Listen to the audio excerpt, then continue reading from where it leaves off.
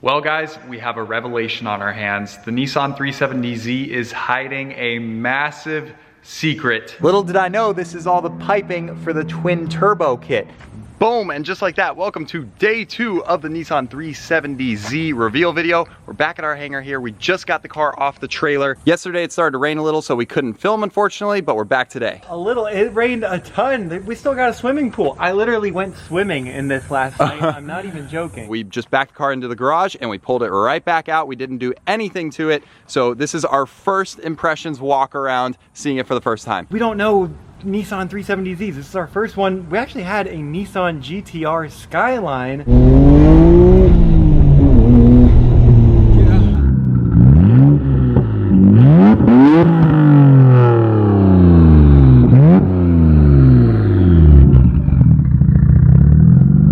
We always have the best viewers watching our videos. I know we have some 370z experts. Please offer your advice down below in the comment section. We love getting your guys' feedback on what we do. And this car, yeah, like you said, we need some help on because this is new to us. All I know is we sound like such noobs when it comes to this car, but it has a V6, the VQ or something, or maybe that's, I don't know, maybe that's the 350Z. Oh, and with it saying 370Z, that must mean it's a 3.7 liter V6. So that's about all we know about this car, so feel free to help us down below. Okay, checking out the interior for the first time. This has 2,800 miles written all over it. Ignore the little bit of dust on the seats. And again, I wanna make this clear. It's not like this car rolled up to the auction this dirty. No, it was sitting there for 2 or 3 months, and after 2 to 3 months at that auction in particular, where it's all dirt roads and not paved, there's going to be dust everywhere. It always gets up into the engine bays. So clearly, you know, it's not like it was sitting outside abandoned for years like some of the cars we bought. This was obviously probably in someone's garage just chilling out.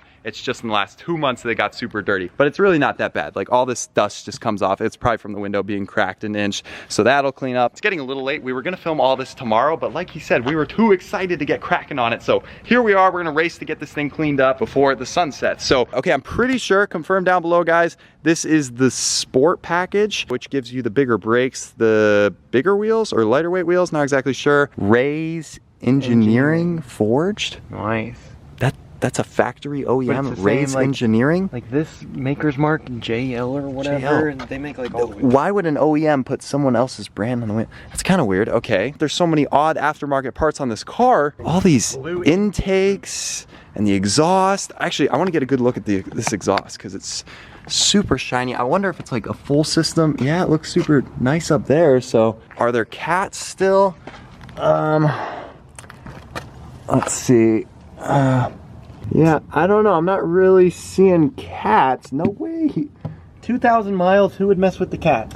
I know, right? This was an old grandpa who owned this thing. Right, you wouldn't think they would go like decatted, like crazy. You're the previous owner of this car. Somebody knows about this car. Please hit us up. We need answers because it's just not making sense.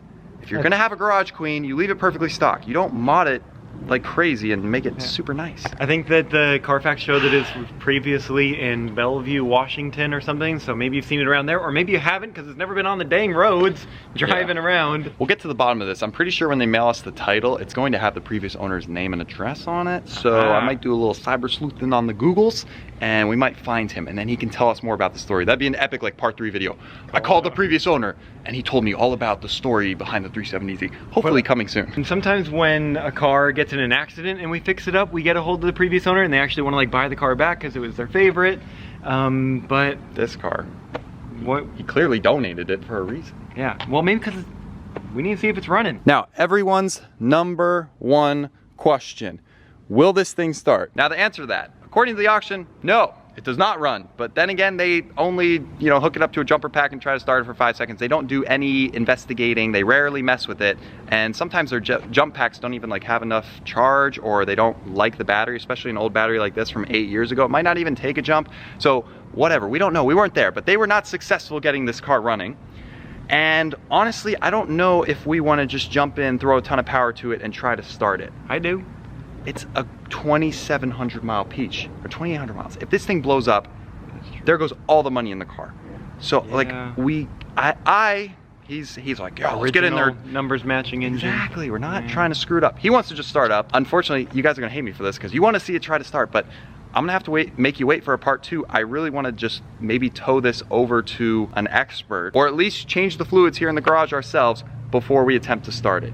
Delayed gratification. I think we should try to start and see if there's any parts that we need to order. We can get ordering them and they can work their way here. And number 2, we literally mess around with our Ferraris, Lamborghinis, Aston Martins, expert-worthy cars, and we can't figure out a Nissan? Gosh, okay, we'll see. I don't know. I just don't want anything to happen. But regardless, that would be later in this vlog anyway. Let's get to cleaning it. That's the #1 thing, because I can't stand this engine bay. You know me. Everybody knows this who's watching right now. I hate dirty engine bays. That's my biggest pet peeve. Christian, maybe while I'm doing this, you could hit the interior, because also I really like a clean interior, and dust on the seats is not making me happy. There's not a single imperfection anywhere on this car. The dash, all the shift knobs, all the aluminum, everything looks brilliant, and that's why this engine, when I'm done with it, is going to look incredible. So I'll get you a before and after. I don't wanna see you. I don't wanna hear you tonight. I don't wanna fight you. You don't wanna know if I feel alright. I don't wanna just forgive you. I just Okay, first time we're giving this car any juice. We got to put up the windows to wash it, so we're gonna give it just a little bit. Okay, here we go. If you guys didn't believe us, you thought we were lying, clickbaiting about the mileage. Oh, what is that, a receipt? What year is it from? Circle K 2014. That kind of confirms what we were thinking, that really the last time this car saw a lot of action was 2014. Since this date, it has about 250 miles put onto it, according to the Carfax. So 250 miles in 8 years, that's 30 miles a year. How do we do this? Maybe just hit 2? Okay, it says no key, but we do have a key. How do we unlock? No, it won't even unlock. Dang it. It says no key. Got the key right here. Okay, I fixed it. I don't think I was putting the key far enough in the hole. Okay, whoa, whoa, whoa, turn the air off. What is going on? What's making all this noise? Turn off. What is all that noise? Oh, is it the seats? Off. Off. They are ventilated, cooled seats. Okay, that's what was making all the noise. Well, good, those still work. You thought we were clickbaiting? We are not. 2,891 original miles, confirmed by the title, Carfax, and even this Jiffy Lube sticker. It says to bring it back for its next oil change at 10,239 miles. Surely this would have been removed if this thing secretly had 100,000 miles on it. Do I hear that we don't even have to do an oil change? Yeah, it's good till 10,000, bro. We're good. Fire this thing up. Heck no, with 8-year-old oil, no. Look at this cool gauge over here. I don't know if that's factory or not. Wow, this is kind of sick. It's like a baby GTR. But with a 6-speed. Yeah, it's a manual GTR practically, except without the turbos. Windows, right, why I came up here. Go. What the heck? There's a scorpion in the cup holder. What is going on? All right, back to the engine bay, and let's get washing.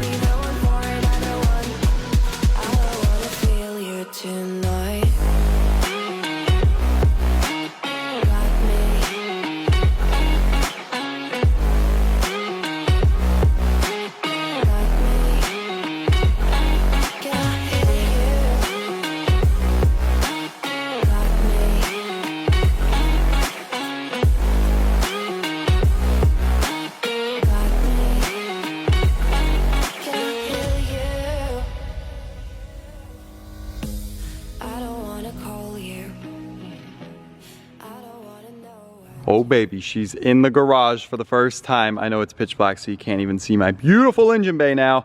You'll have to take a look tomorrow when it's light out, but we gotta get this rear trunk open, and we're not sure how we're gonna do it. Maybe there's a button in here. I don't know. I know nothing about this interior. Okay, we have life. That's good. We gotta get a new battery. 8-year-old battery. Not gonna work. Why don't these key fobs work? Trunk, trunk, trunk, convertible top. I don't know, is there a trunk? Here I am literally having to watch a YouTube tutorial to know that there is a button. Not doing it. Oh, come on. Maybe not enough battery juice or something. Bro, there's probably all the service records in here. There's his whole life story as to why he got rid of the car. Like, treasure is in there. Okay, we're gonna let this battery charge up. We're gonna keep tackling the interior. A couple last things on the engine bay I need to do. Wheels turned out really nicely. Gotta hit a few more spots, but man, this thing is looking good. So here's a little trick. The YouTube video said to lock and unlock the car, and then that button will open, right? Obviously our key fobs are dead, but on these keys, you can actually take out the switchblade portion and manually put it in right here, cycle it, lock, unlock, and what do you know? It popped. Oh, yeah, that was your job. You were doing the exterior. I was doing engine. Are you kidding? Not a single thing. I mean, I am glad that it's spotless. I was expecting something cooler in here. Oh, speaking of something cool, look at this. You can tell this car is so low mileage and original because the protective wrapper is still on the dead pedal. Shipment, brand new car wrapper that the guy never took off. 3:28 a.m. Well guys, we have a revelation on our hands. The Nissan 370z is hiding a massive secret, a secret that I just uncovered. Well, actually you guys uncovered it and I'm now just finding out about it thanks to the YouTube comment section on the first video that just went live. I know it's probably a few days later for you guys now, but for us, the first video with this car just dropped today and the comments are rolling in. And to my surprise, we had a very common comment being left. And that was something along the lines of, hey guys, I don't know if you realize, but that car is twin turboed. Or, hey guys, check under those intakes, you might find some turbos. Or, hey guys, that's the Greddy twin turbo kit worth $10,000. There are so many of them on the reveal video with this car. Thank goodness we have so many Nissan experts in the chat. You guys were quickly able to decipher all the mods on this car. We still don't know the full story behind all these mods and why the owner never drove the car, but at least we now know the car is twin turbocharged. I can't believe I'm saying that. Awesome, but also scary. So let me take you guys through my logic here. This isn't all sunshine and rainbows. I know you guys are like freaking out going, heck yeah, what a score. The sweet deal just got sweeter. It's got a twin turbo kit. Okay, hear me out. Hear me out. You know how I love playing Sherlock Holmes? You remember on the 987 Boxster how I kind of like figured out that whole story and how it was sitting and how the rear body control module got wet, causing it to not run and then for the guy to park it. Okay, cool. But the fact that this car is twin turboed honestly makes me a little scared. And let me tell you why. Guess what happens when you twin turbo cars?